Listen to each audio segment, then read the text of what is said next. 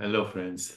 I'm continuing on a theme that I've shared with you before, and that is how language uh, consults our experience of reality.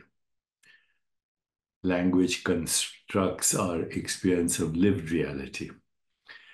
How words are names given to combinations of sensations. For example, the word giraffe and the word rock are names given to different combinations of sensations as experienced through the human mind, but of course in consciousness.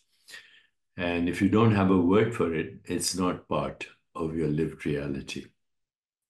So I'll talk about that right now, but then what I want to also do is explore the idea that as biological organisms, we are all large language cultural models. But that'd be a different video. But let's break this down. Language plays a crucial role in shaping our perception and experience of reality. What we call the physical world is actually a human construct that depends on our thoughts, words, of course, sensory experiences, and language serves as the medium through which we interpret our experience of human reality. So let's explore how language constructs our lived reality, examining the nature of words as labels for sensory combinations and the implications of lacking vocabulary for certain concepts.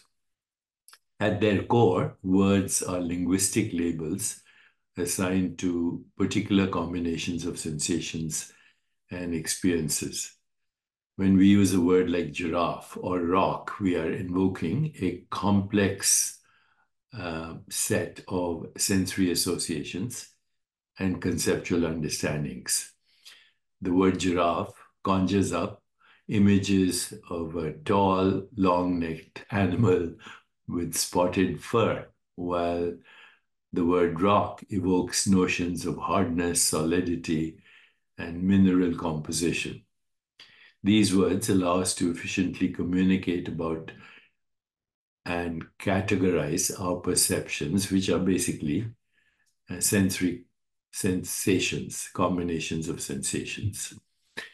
So this is quite complicated, but because different languages may carve up the sensory world in distinct ways.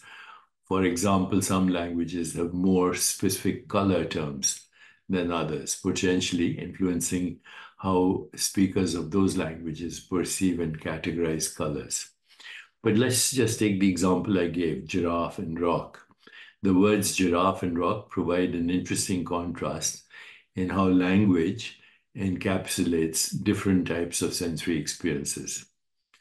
Giraffe. This word represents a complex living organism. Our understanding of giraffe includes visual characteristics, tall, spotted, behavioral traits, herbivorous, gentle, and even physiological details, long nerve fibers, unique cardiovascular system. The concept of a giraffe is dynamic and multifaceted. In contrast, rock typically refers to a non-living and inanimate object. Our sensory associations with rocks are primarily tactile, hard, rough, visual, various colors and shapes. The concept is more static, but still encapsulates a wide range of geological variations. These examples, and I could give many, many, many, illustrate how words can encapsulate vastly different types and quantities of sensory information, from the complex biological systems of a living creature to the seemingly simple properties of an inanimate object. So I've said previously that if you don't have a word for it, it's not part of your lived reality. And this highlights the profound impact of language on our perception and cognition. While the statement might seem an oversimplification, there is lots of evidence to suggest that the vocabulary available to us influences how we perceive and interact with the world. So language can direct our attention to specific aspects of reality. For instance, languages with distinct terms for light and dark blue may lead people to perceive these shades as more distinct categories, shade of blue. Then there's conceptual framework. Words provide the scaffolding for complex thoughts and ideas. Abstract concepts like democracy or justice are difficult to conceive of without the linguistic tools to describe them. There's cultural transmission. Language allows us for the sharing of knowledge and experiences across generations, shaping the collective reality of a culture. There's cognitive efficiency. Having words for specific concepts allows for more efficient mental processing and communication about these concepts. So literally, if you don't have a word for it, it's not part of your lived reality. Why am I sharing this with you? Because narrative language is a human experience. Narrative language is a human experience. And through narrative language, we create concepts of karma and reincarnation. And then we live those constructs. They become part of our lived reality.